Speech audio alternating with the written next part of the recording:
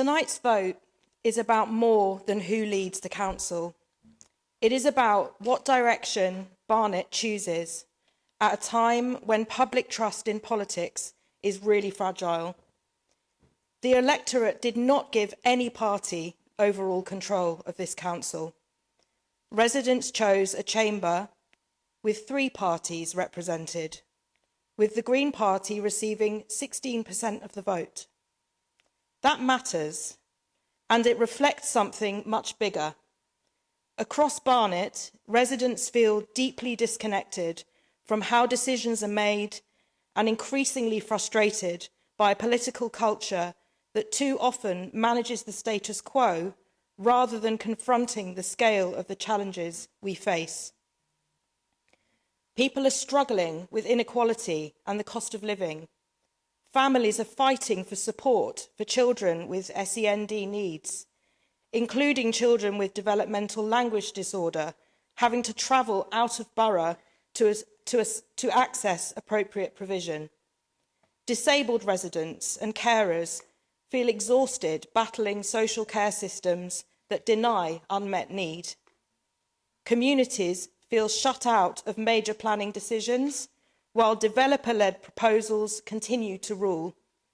Residents want genuinely affordable and council housing, not unaffordable developments with inadequate infrastructure and that damage nature, including places like Gleeblands Nature Reserve in my ward.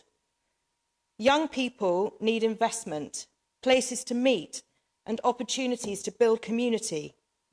People want to feel safer in their homes and on their streets, through stronger and more united communities, not simply through enforcement after things have already gone wrong. The legacy of outsourcing continues to undermine accountability and trust in local government, leaving services fragmented and harder for communities to influence. And frontline workers are carrying the burden in services under enormous strain. Workers in mental health in Barnet, Barnet Homes, Your Choice Barnet, many struggling themselves with insecure conditions, rising costs and burnout, while holding together services residents rely on every day. They deserve fair pay, decent pensions and secure working conditions.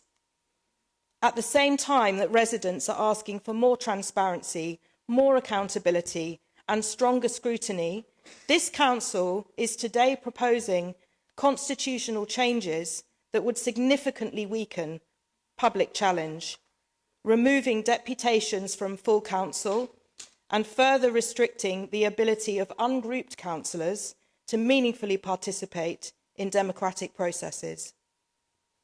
Let's be honest about what this is.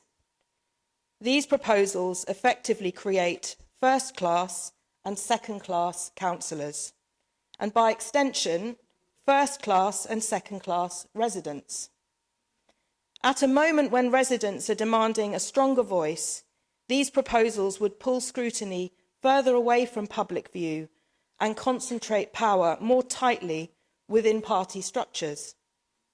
I believe that is an attack on democratic participation, and I do not believe Barnet residents voted for that. Healthy democracy does not fear scrutiny, it welcomes it. Following the election, I approached both political groups constructively and in good faith to discuss how we might work differently in a council with no overall control, including how the significant number of residents who voted Green could be meaningfully represented within the council structures and scrutiny processes. I was disappointed, but unfortunately not unsurprised, that this was met with immediate rejection. Leadership is about political choices. It is about whether we embrace scrutiny and cooperation or retreat further into the same closed and cliquey culture that has contributed to public disillusionment in the first place. It seems that we are in for more of the same, with the legacy of the Conservatives and Labour now teaming up to continue the status quo. I was elected with a mandate to challenge that culture, not to endorse it. I hope whoever leads this council reflects seriously on that message. Thank you.